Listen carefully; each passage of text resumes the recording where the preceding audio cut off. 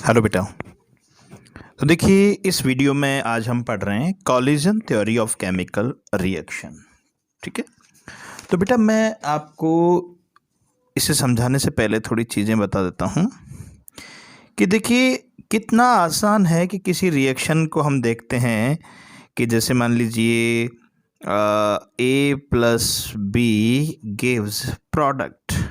कितना आसान, देखिए कितना आसान है इस रिएक्शन को देखकर समझना कि ठीक है, ए और बी रिएक्ट करती हैं और प्रोडक्ट बनती हैं। लेकिन जितना ये देखने में आसान है उतना ही कॉम्प्लिकेटिव है ना। इसमें कई फैक्टर होते हैं जो इसको प्रोडक्ट में बदलते हैं, कई फैक्टर ऐसे होते हैं जो इसको प्रोडक्ट में बदलने से रोकते हैं।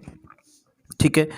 तो इसके लिए मैं आपको आज वो फैक्टर बताता हूँ कि देखिए, जो मॉलिक्यूल आपस में, देखिए मैंने आपको पहले ही बताया था, अपन पिछले वीडियोस में हम देख चुके हैं कि जिन रिएक्टेंट मॉलिक्यूल के पास एक्टिवेशन एनर्जी होगी वही प्रोडक्ट में कन्वर्ट होंगे, ये हम पढ़ चुके हैं। ठीक है। अब क्वेश्चन इज दिस कि उन एक्टिव मॉलिक्यूल्स के पास जिनके पास एक्टिवेशन एनर्जी है, वो एनर्जी आई कहाँ से, है ना। तो वो एनर्जी आएगी इनके आपस में कॉलिजन से, यानी कि ये जो रिएक्टेंट है इनके मॉलिक्यूल आपस में कोलाइड करेंगे, टक्कर करेंगे, लगातार इनमें टक्कर होती रहेगी। तो क्वेश्चन फिर ये होता है कि क्या बाकी और मॉलिक्यूल जो प्रोडक्ट में कन्वर्ट नहीं होते हैं उनमें क्या कॉलिजन नहीं होती? बिल्कुल होती है ना। कॉलिजन सभी मॉलिक्यूल करते हैं, लेकिन कॉलिजन, देखिए अब मैं आपको बता रहा हूं, कॉलिजन जो है वो दो तरह की होती है। एक इम्प्रॉपर कॉलिजन, ठीक है, और दूसरी प्रॉपर कॉलिजन। ठीक है। एक तो होती है इम्प्रॉपर कॉलिजन और दूसरी होती है प्रॉपर कॉलिजन।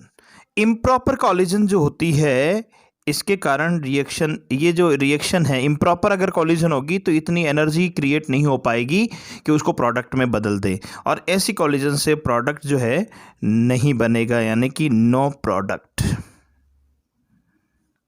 ठीक है। और दूसरी एक होती है प्रॉपर कॉलिजन। ये प्रॉपर कॉलिजन इस तरह की होती है कि इसमें ज़्यादा से ज़्यादा मॉलिक्यूल आपस में कांटेक्ट में आते हैं। अभी और डिटेल पढ़ेंगे, फिलहाल मैं आपको इंट्रोड्यूस करवा रहा हूँ केवल कि प्रॉपर कॉलिजन में ज़्यादा से ज़्यादा मॉलिक्यूल आपस में कांटेक्ट में आते हैं और इतनी एनर्जी प्रोड्यूस हो जाती है, जो एक्टिव एनर्जी या इससे ज़्यादा एनर्जी हो तो वो प्रोडक्ट में कन्वर्ट हो जाती है। तो इसमें जो है रिएक्शन ये टेक्स प्लेस हो जाएगी और प्रोडक्ट फॉर्म हो जाएगा। ठीक है। अब इस कॉलिजन की जब बात आई तो हम एक कॉलिजन फ्रीक्वेंसी भी पढ़ेंगे। कॉलिजन फ्रीक्वेंसी, देखिए बेटा, ये कॉलिजन फ्रीक्वेंसी क्या होती है जरा ध्यान से समझिए आप इसे। देखिए, कॉलिजन फ्रीक्वेंसी होती है यूनिट वॉल्यूम। अगर मान लीजिए किसी रिएक्टेंट का यूनिट वॉल्यूम ले लेते हैं अपन, है ना, इस यूनिट वॉल्यूम में पर सेकंड होने वाली जो कॉलिजन है उसको कॉलिजन फ्रीक्वेंसी बोलते हैं। तो इसकी डेफिनेशन क्या बनी? The number of collision that take place per second per unit volume of the reaction mixture is called collision frequency. यानी कि एक यूनिट एक यूनिट वॉल्यूम वाले रिएक्टेंट मिक्सचर में पर सेकंड, यानी एक सेकंड में जितनी कॉलिजन होगी उसको, उन नंबर ऑफ कॉलिजन्स को कॉलिजन फ्रीक्वेंसी कहते हैं, और इसे जेड से शो किया जाता है। ठीक है।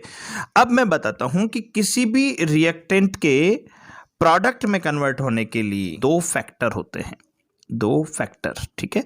और वो फैक्टर कौन कौन से होते हैं? एक तो होता है एनर्जी फैक्टर और दूसरा स्टेरिक फैक्टर। किसी भी रिएक्टेंट के प्रोडक्ट में कन्वर्ट होने के लिए दो फैक्टर होते हैं, एक एनर्जी फैक्टर और एक स्टेरिक फैक्टर। सबसे पहले मैं लेता हूं एनर्जी फैक्टर। एनर्जी फैक्टर का मतलब कि किसी भी रिएक्टेंट को प्रोडक्ट में कन्वर्ट करने के लिए एक्टिवेशन एनर्जी के equal, activation energy plus kinetic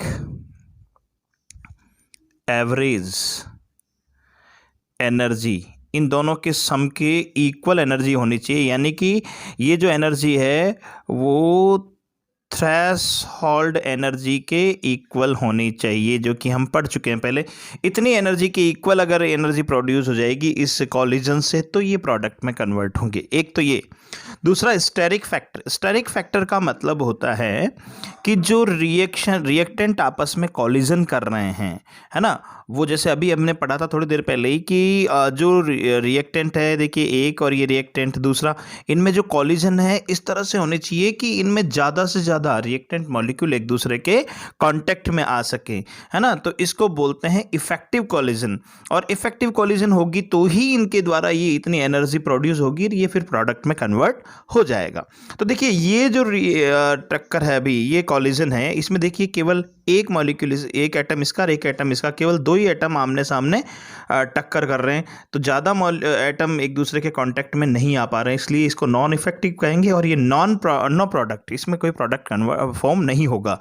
अब अगर मान लीजिए यही टक्कर इस तरह से हो कि जैसे NO2 प्लस ON, है ना, तो जब ऑक्सीजन की साइड से इधर से अगर ये टक्कर होगी तो ज़्यादा ही, यानी देखिए मैक्सिमम जो एटम कांटेक्ट में आ रहे हैं इसके कंपैरिजन में, तो इस टक्कर को या इस कॉलिजन को इफेक्टिव कॉलिजन मानते हैं और इसमें प्रोडक्ट फॉर्म होगा। ठीक है, ओके।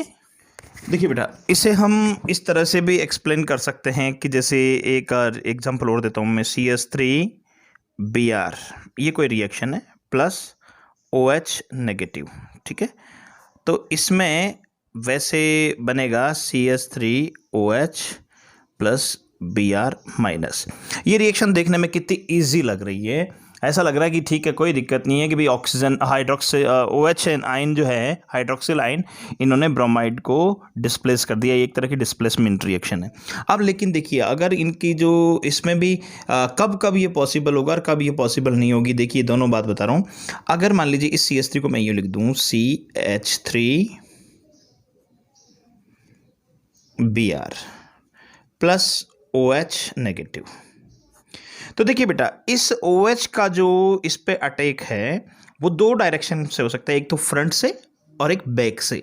अगर ये फ्रंट से जो हो रहा है तो क्या आपको लगता है कि इस रिएक्शन में प्रोडक्ट बन जाएगा? नहीं, क्योंकि ये भी नेगेटिव और ये भी नेगेटिव, ठीक है, ये इसको रिपेल करेगा, नज़दीक नहीं आने देगा, इसलिए इसकी जो कॉलिजन है इस पर वो इफेक्टिव नहीं होगी और इसमें प्रोडक्ट नहीं बनेगा। No product.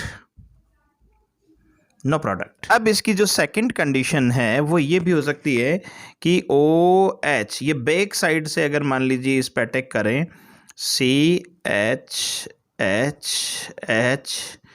और Br, तो क्या होगा, देखिए ये इस पे क्या हो जाएगा, धीरे धीरे ये इसको अटैक करेगा, क्यों, इसके ऊपर पॉजिटिव चार्ज आएगा, इस पे नेगेटिव है, इस पे पॉजिटिव, तो ये पॉजिटिव वाला इस नेगेटिव को तो क्या करेगा, अट्रैक्ट, और ये जो है ना फिर अपने इन दोनों इलेक्ट्रॉनों को लेके अलग हो जाएगा, इसको अलग कर देगा और इसको ये अटैच कर लेगा, तो इसमें बन जाएगा CH3OH, इस पे अटैच हो जाएगा और ये ब्रोमाइड आयन अलग हो जाएगा। तो ये तो है इम्प्रॉपर कॉलिजन और ये है इफेक्टिव या प्रॉपर कॉलिजन। इसको इफेक्टिव कॉलिजन भी कह सकते हैं, ठीक है, ओके। अब बेटा हम बात करते हैं कि इफ टेम्परेचर का किसी रिएक्शन पे क्या इफेक्ट होता है। तो अब हम पढ़ते हैं effect of temperature on a chemical reaction. Effect of a temperature on a chemical reaction, जब किसी रिएक्शन में जैसे मान लीजिए A + B गिव्स प्रोडक्ट, ये रिएक्टेंट है, ये कोई रिएक्शन है, तो टेम्परेचर जब इंक्रीज करेंगे तो इनमें नंबर ऑफ कॉलिजन भी बढ़ेगी, है ना, और नंबर ऑफ कॉलिजन बढ़ेगी तो सीधी सी बात है रेट ऑफ रिएक्शन भी बढ़ेगी। तो टेम्परेचर के बढ़ने के साथ साथ रेट ऑफ रिएक्शन इंक्रीज होती हैं, और जनरली जो हैं 10 डिग्री सेल्सियस तक, अगर हम 10 डिग्री सेल्सियस तक टेम्परेचर बढ़ा देते हैं तो रेट ऑफ जो रिएक्शन है ROR वो लगभग डबल और ट्रिपल हो जाएगी। यानी कि 10 डिग्री सेल्सियस तक टेम्परेचर बढ़ाने पर इसका जो रेट ऑफ रिएक्शन है वो डबल या ट्रिपल हो जाएगा। तो इस 10 डिग्री सेल्सियस के इंक्रीज होने पर जो रेट कांस्टेंट है उसको इनिशियल रेट कांस्टेंट से अगर डिवाइड कर दें तो एक कॉफिशिएंट मिलेगा जिसे टेम्परेचर कॉफिशिएंट बोलते हैं। तो टेम्परेचर कॉफिशिएंट को कैसे लिख सकते हैं अपन? Temperature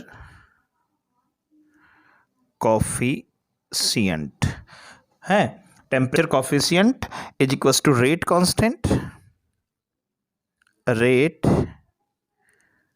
constant at T plus 10 degree Celsius. यानी 10 डिग्री सेल्सियस इंक्रीज करने के बाद हैं, जैसे मान लीजिए upon rate constant 80 degree Celsius, है ना। अगर मान लीजिए नॉर्मल रूम टेम्परेचर अगर लेते हैं 298 केल्विन पे अगर कोई रिएक्शन हो रही है, इसमें 10 डिग्री हमने इंक्रीज कर दिया तो 308 केल्विन टेम्परेचर पे जो रेट कांस्टेंट होगा और रूम टेम्परेचर पे जो रेट कांस्टेंट होगा, इन दोनों का जो रेशो है वो टेम्परेचर कॉफिशिएंट के नाम से जाना जाता है। ठीक है, तो लीजिए इसी के साथ आपका ये चैप्टर केमिकल काइनेटिक्स कंप्लीट होता है। आप इसको अच्छे से पढ़िए, अच्छे से लर्न कीजिए। कोई प्रॉब्लम हो तो मुझे कमेंट में पूछ सकते हैं, मेरी विंडो पे आप मुझे मैसेज कर सकते हैं और कॉल भी कर सकते हैं। और थैंक यू।